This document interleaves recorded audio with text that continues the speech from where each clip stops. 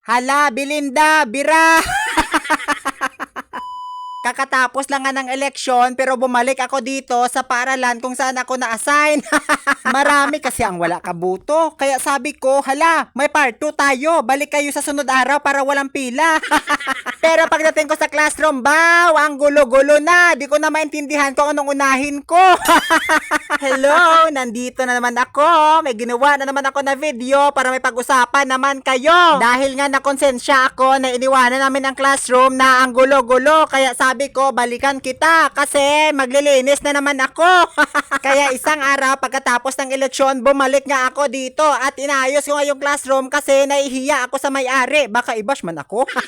Baka kasi sabihin na maayos yung pagbigay ko ng classroom ko tapos iniwanan nila na masamok.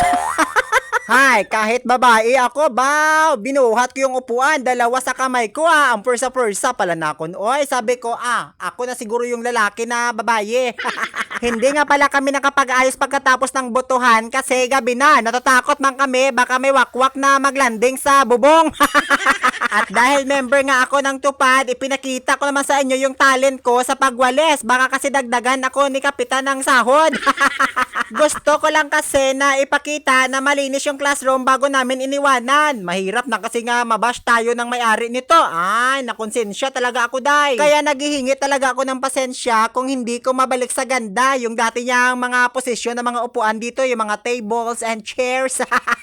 Kasi yung rason ko dito, basta malinis, okay na to. Basta, intindihin nyo na lang bala ako. At syempre, nagpapasalamat ako sa asawa ko sa buhay kasi tinulungan niya ako na bidyuhan.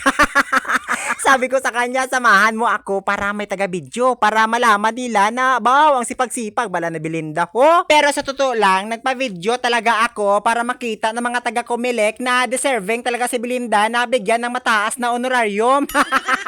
Ang sipag-sipag pala ni Belinda, kaya sa sunod, baka kunin naman nila ako na mag-serve sa eleksyon.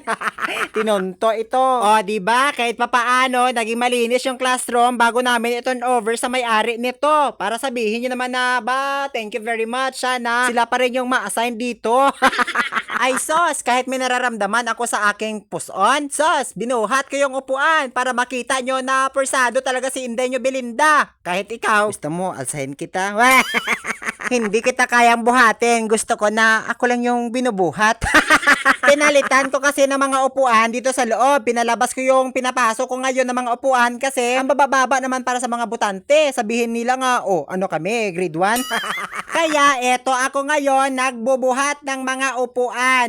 Kasalanan mo yan, Belinda. Bakit kasi pinalitan mo pa? Kasi maarte ako eh.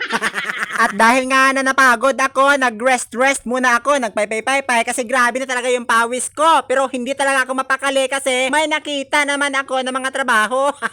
May nakita kasi ako ng mga plastic. Akala nyo nasa paligid nyo lang yung mga plastic, no? Yes, meron nga. Pero meron din dito sa table. Sayang pa kasi ito. Pwede ko tong iuwi sa bahay at kainin. Hoy, joke lang. At dahil nga may naamoy ako na parang panis na pagkain, nakita ko pala sa kaldero na may laman palang kanin. Uwi ko sana kasi sayang. Pero pagkita ko nagabulak-bulak na. Tapos yung tubig, baw, may kuratsa ho, may ipis na nakapasok. Siguro sa sobrang init naligo siya. Sana all nag-outing.